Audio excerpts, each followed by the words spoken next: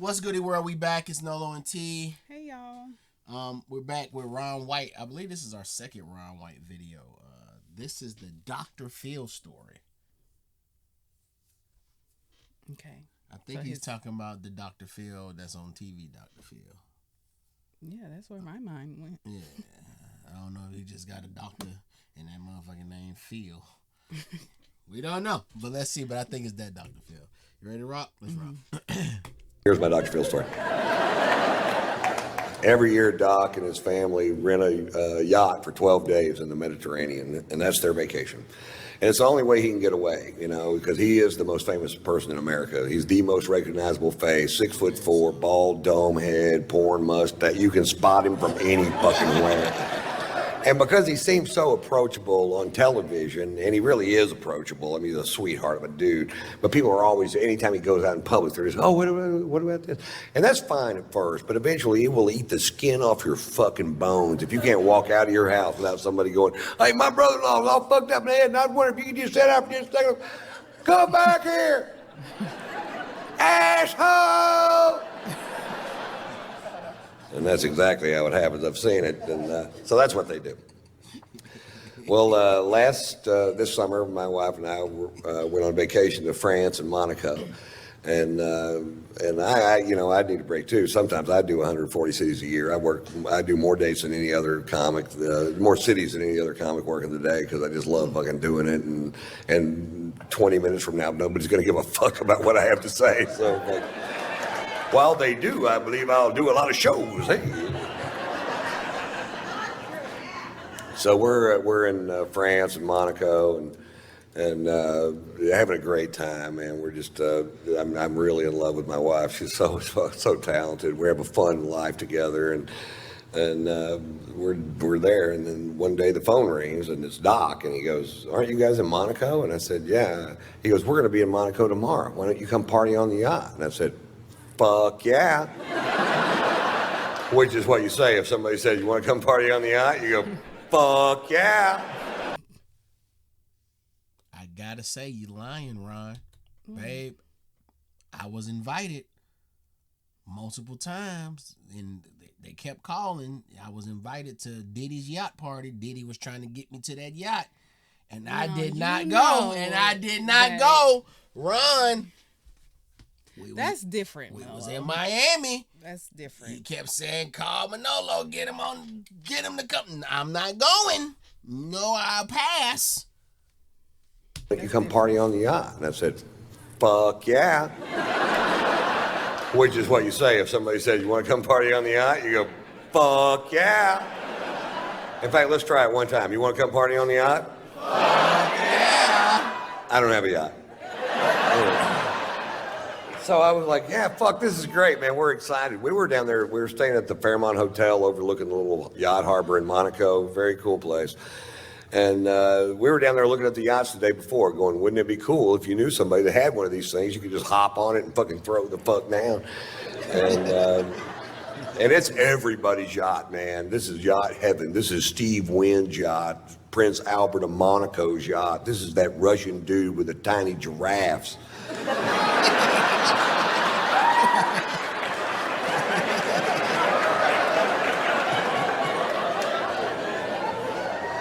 Anyway, they're coming in at 6:30 the next evening. So the next morning we wake up, or next afternoon we wake up and we go have this amazing lunch. And we're drinking this fucking great wine from France, probably. That'd be my guess if I had to guess, and I did have to guess. France. And we were just having a great day, sex, and just a fucking, and then we go down to the fucking harbor that evening, 6:30, sure enough, Doc's backing in a 165-foot yacht. I'm not sure that's how they do it, but.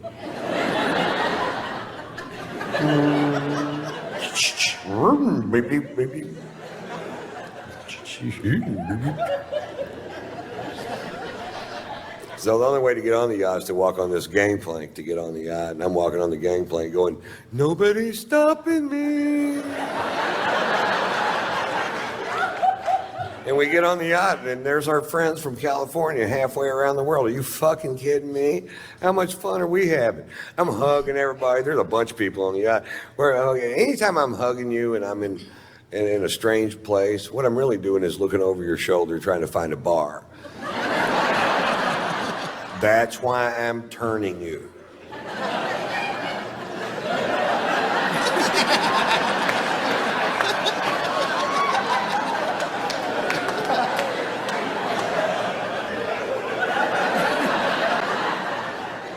And I see the bar, and right in the dead front center of the bar is a bottle of famous black grouse, which is a scotch I started drinking when I was in Scotland for the Open Championship at Turnberry.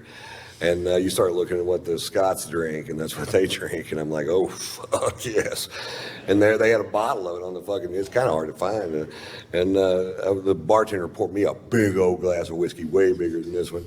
And I'm like, I'm in such a great mood. It tasted better than I'd ever tasted any fucking scotch ever. I'm like, oh, good Lord. What is that? That tastes like butter honey aged in Lindsay Lohan's pussy.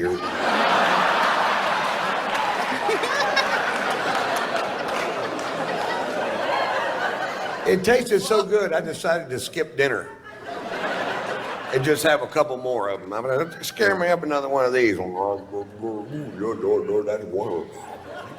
about one more? All right. I hadn't had a drink since lunch. I was fucking thirsty. I was going at it, you know. And Doc noticed I was really drinking hard, and he goes, "Boy, you're really drinking tonight, Ron." I said, "Yeah, Doc, some nights it just tastes like spring water." He goes, "Why don't you just drink spring water, Ron?" I don't know, I'm not a fucking doctor.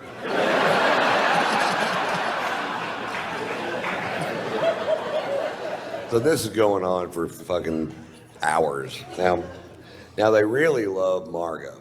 They really love my wife, Margot. Margot's sung on Dr. Phil's show a few times, and they go everywhere to see her. And Margot's a 4.5 octave classically trained opera singer that sings rock and roll and jazz and whatever. She's been singing here for years. And Robin McGraw loves to goad my wife into singing, and my wife loves to be goaded into singing, so they make a great little fucking team. And so we're on the back of this yacht, and Robin goes, "Come on, Margot, sing for us." And Margot gets up. There's people on the back partying on all these yachts, and there's bars on the pier, people out there. And Margot gets up and she sings. They love jazz in France and Monaco. They have jazz clubs all over the place. And she gets up and she sings a jazz standard at full voice, which I don't get to hear her sing at full voice. She sings around the house, but not at full voice. Mm-hmm. And when she sings at full voice, it makes me cry. And oh no. And she finishes the first song at full voice, and people stand up on the back of all these yachts and start cheering. They go, "Yeah!" Wow. And I'm like, "Oh, how cool is this, man? They really dig jazz." I forgot how much they dig jazz. She gets up and sings another song, fucking screaming. And then people are gathering up around the back of the boat. And by song 4, there's 400 people behind the boat listening to her sing. You could hear a pin drop, just like this, pin drop. And she's just killing it. And I have a little secret. I am fucking hammered, man. I am so drunk. I can't even believe it my fucking self how drunk I am. I'm like, Jesus Christ. Oh. And I'd get a drink and I'd take one little sip out of it and I'd talk to somebody and I'd look back and it's empty. I'm like, anybody else drinking out of this glass?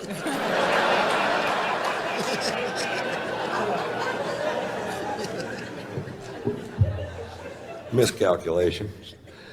Anyway, she does, I don't know, 7 or 8 songs, and she goes, "Okay, guys, that's enough." And she sits down, and Doc goes, "Well, Ron, you want to do something?"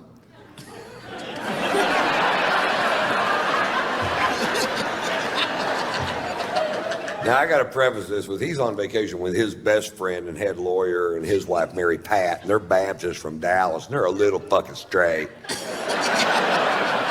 And they're about to find out my secret.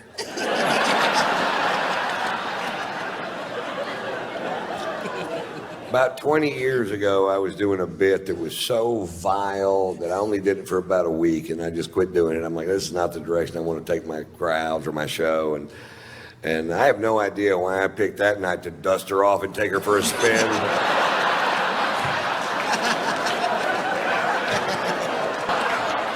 Yachts are pulling up anchor on both sides of us as fast as they can pull them up. They're leaving the harbor so fast there's a surfable wake.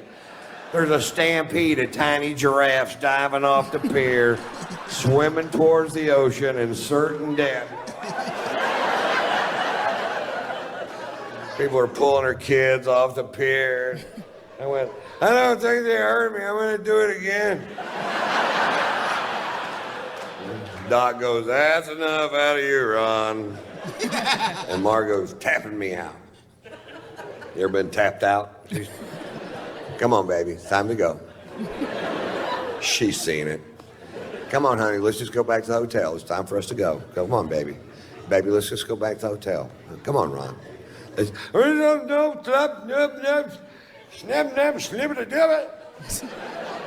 I speak fluent drunk. That means I don't know why you want to leave. I'm having a perfectly good time.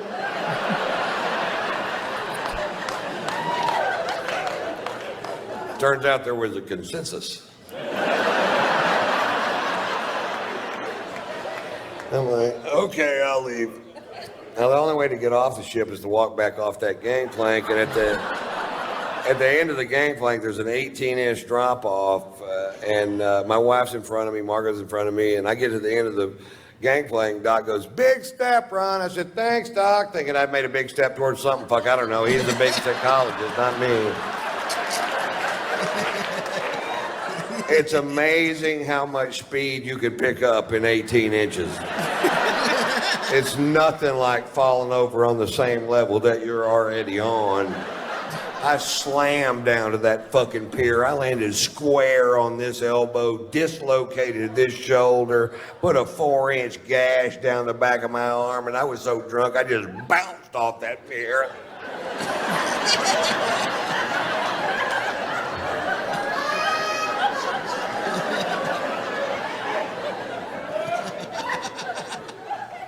Fade to black.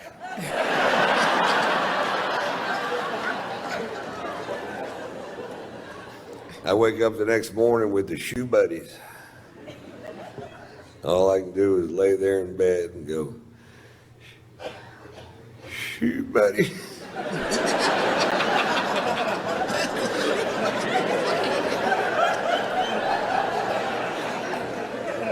I can't move my shoulder. Shoe buddy.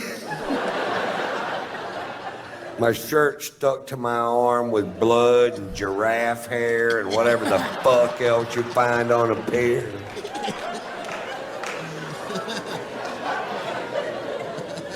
Shoe buddy. I have a wet Jolly Rancher in my armpit. Sour apple. Oh, man. Had to cut it out with a pair of scissors. You almost can't eat them after that.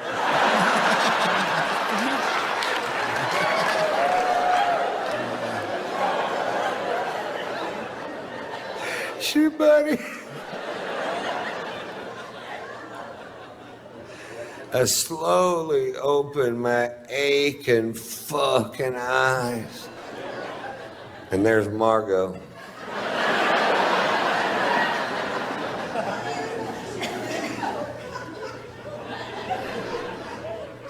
What happened? You got really drunk last night, Ron. What'd I do? Well, you did the tits fucking Mamie Eisenhower story.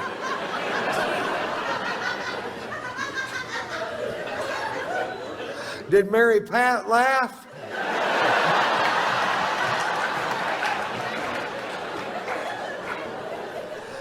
Mary Pat left is what Mary Pat did. Shoot, buddy. You think they're going to invite us back over to party on the yacht today? Because I don't know what's going to happen now, Ron. I don't know. Walks out of the room, slams the door. And I just start berating myself. I'm like, why do you do that, Ron? Why do you get so drunk at ruins things for other people. Why can't you just drink like a regular goddamn person? Is that too much to ask? You have a wonderful son and a beautiful wife, a great career. Why don't you make some changes in your life that'll make a difference in the long run? And about then the phone rang and it was Doc and he goes, "You guys gonna come party on the yacht?" And I said, "Fuck yeah!" We back at it, bitch. What is you talking about? Round 2, cause Doc want round 2 too. Dr. Phil said, "Bring your ass on." Hey, we gotta hear Margot. Wait, Ron White this is not happening. Oh, I gotta put that on the board. We gotta hear Margot, Mrs. Margot White sing. No, I wanna hear her sing. Yeah. I'm pretty sure I'm about to close this because this is our last video for today. Yeah, I'm gonna close this and I'm gonna see if we can find one. If we find one, fuck it, let's watch it. Okay. Cool. You rocking with Ron, baby? Yeah. Okay, cool. Send some Ron clips. Let's see how these Ron videos do. Make sure you like, comment, share, and subscribe. We catch y'all on the next one. We out. Bye. Peace.